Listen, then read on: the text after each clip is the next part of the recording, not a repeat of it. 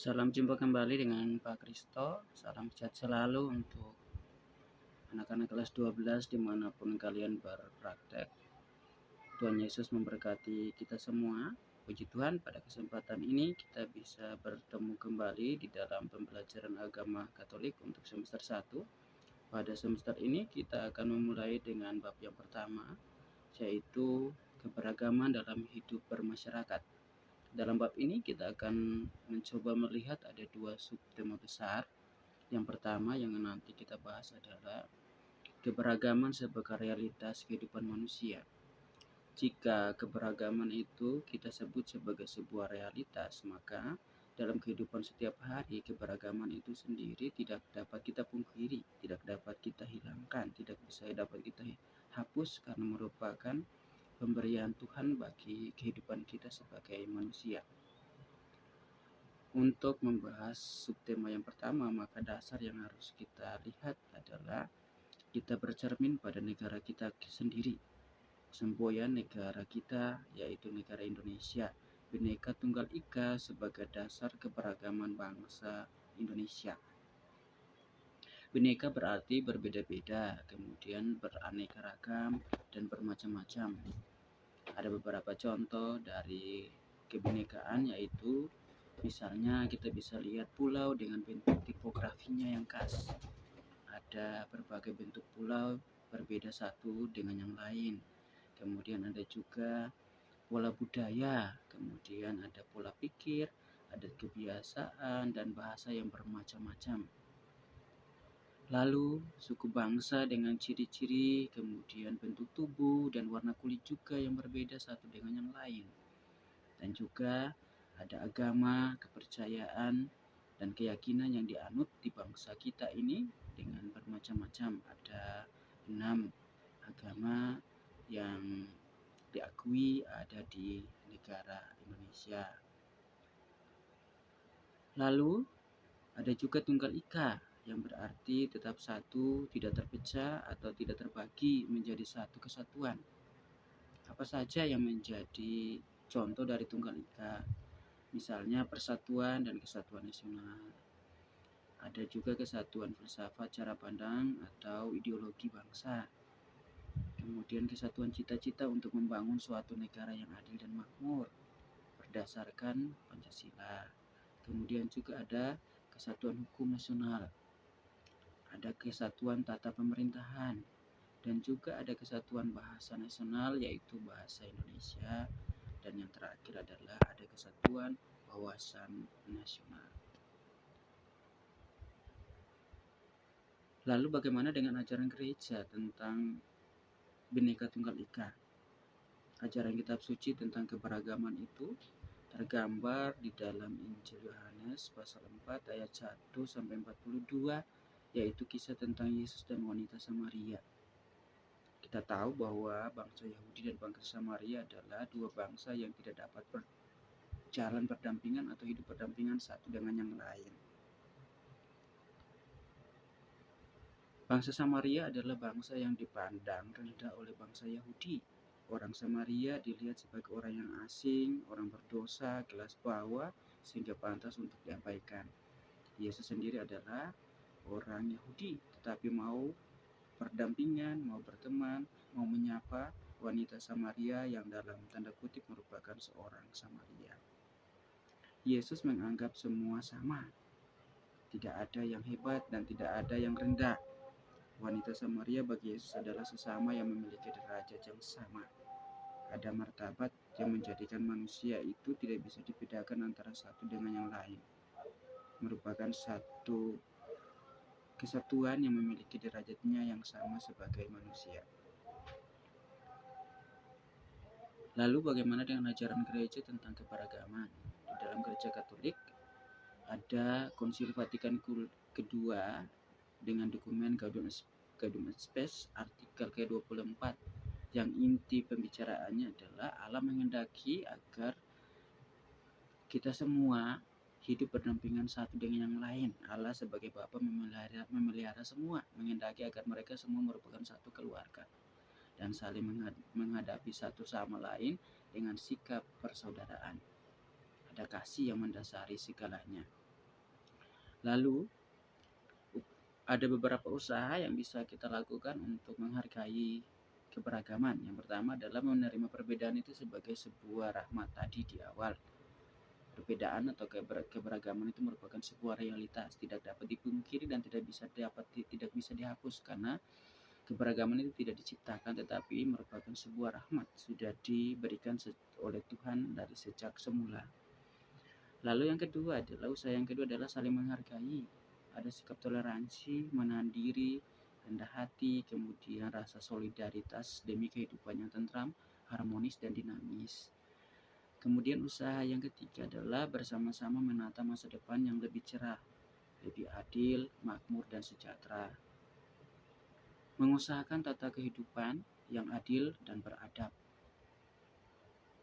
Dan yang terakhir adalah mengusahakan kegiatan dan komunikasi lintas suku, agama, dan ras. Selalu ada komunikasi, ada musyawarah, saling menghargai, saling menerima perbedaan itu sebagai sebuah berkat atau rahmat.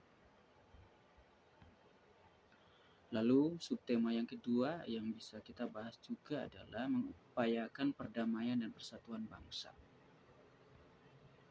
Bagaimana ajaran kitab suci terhadap kita, bagi kita umat Katolik, untuk mengupayakan sebuah perdamaian dan persatuan bangsa.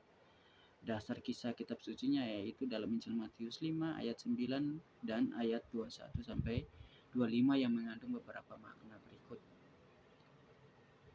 Yang pertama adalah Yesus Kristus adalah tokoh sempurna dalam perdamaian. Mengapa disebut tokoh sempurna? Karena Yesus telah lebih dahulu memberikan contoh perdamaian yang konkret dan nyata, yaitu di dalam kisah peristiwa salib, mulai dari sengsara, wafat, dan bahkan kebangkitannya. Lalu, perdamaian adalah wujud kasih Allah kepada manusia. Yang berikut, Allah yang berinisiatif untuk mengadakan perdamaian dengan manusia. Allah Maha Kasih, Allah Maha Cinta, sumber segala kasih, sehingga Allah lah yang memberikan perdamaian itu kepada manusia. Yang terakhir, pekerjaan Kristus yang mendamaikan berakar dalam kasih Allah yang begitu besar kepada manusia.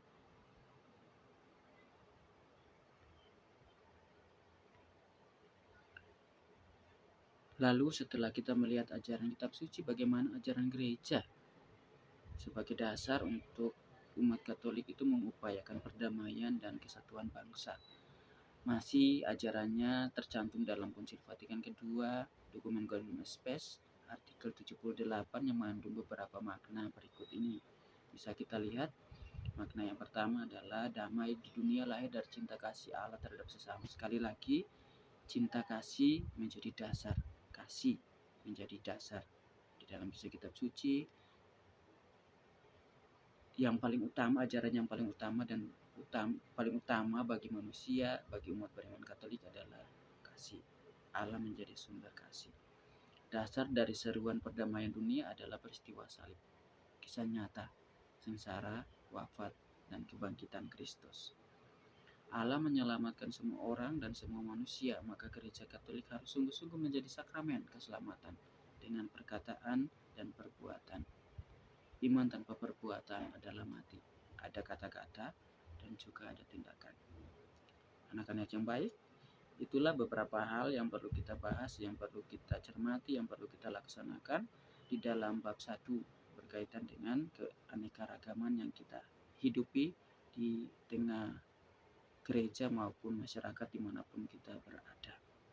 Sebagai akhir dari pertemuan kita pada kesempatan ini, maka ada penugasan, ada tugas yang akan kalian kerjakan dan wajib untuk dikerjakan. Teknisnya adalah kalian mengerjakan tugas, menulis di buku tugas ataupun kertas, dan hasilnya akan dikumpulkan langsung ke Pak Kristo di ruangan Pak Kristo di lantai 4, atau juga bisa difoto lalu mengirimkan via WhatsApp langsung ke Pak Kristo. Tugas yang pertama yang perlu kalian kerjakan adalah belajarlah dari keberagaman di sekitar kamu, baik di rumah, di masyarakat, dan terutama di tempat praktekmu, dengan menjawab beberapa pertanyaan berikut. Yang pertama adalah, menurut kamu, apa makna Bhinneka Tunggal Ika dalam kehidupan sehari-hari. Yang kedua, apa saja tantangan dari suatu masyarakat yang majemuk seperti di Indonesia. Yang ketiga, sebagai orang Katolik, sikap apa yang harus kita bangun dalam masyarakat Indonesia yang majemuk. Yang keempat, apa saja latar belakang terjadinya bentrokan antar suku dan antar agama saat ini. Yang kelima, sebagai orang Katolik, sikap apa yang harus kita bangun dalam masyarakat Indonesia untuk menciptakan kerukunan antar umat beragama. Itu adalah tugas yang pertama. Tugas wajib yang kedua adalah kalian diminta untuk membaca kisah kitab suci dalam Injil Yohanes 4, 1-42 yang tadi sudah kita bahas di dalam materi berkaitan dengan Yesus dan wanita Samaria. Setelah kalian membaca, maka kalian diminta untuk menjawab pertanyaan ini. Yang pertama, apa saja pesan iman yang kalian temukan dalam kisah tersebut? Yang kedua, bagaimana sikap Yesus terhadap keanekaan bangsanya? Yang ketiga, apakah Yesus pernah mendambakan semangat persatuan dari bangsanya yang terdiri atas berbagai macam suku? Itulah bentuk penugasan yang harus dan wajib kalian kerjakan. Pak Kristo akan menunggu hasil kalian yang akan dikirim ataupun diserahkan kepada Pak Kristo. Terima kasih anak-anak yang baik atas waktu kalian sudah menyimak video pembelajaran kita untuk bab yang pertama. Selamat menjalankan masa-masa praktek kalian. Ingat, jaga selalu kesehatan kalian. Tetap memperhatikan lingkungan sekitar di dalam pergaulan, di dalam bertutur, di dalam bertindak dan bersikap.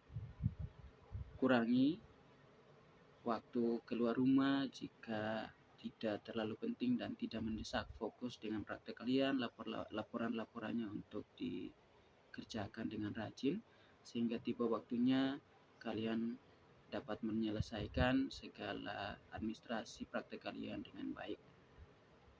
Salam sehat selalu, selamat melaksanakan prakteknya. Tuhan Yesus memberkati kita semua.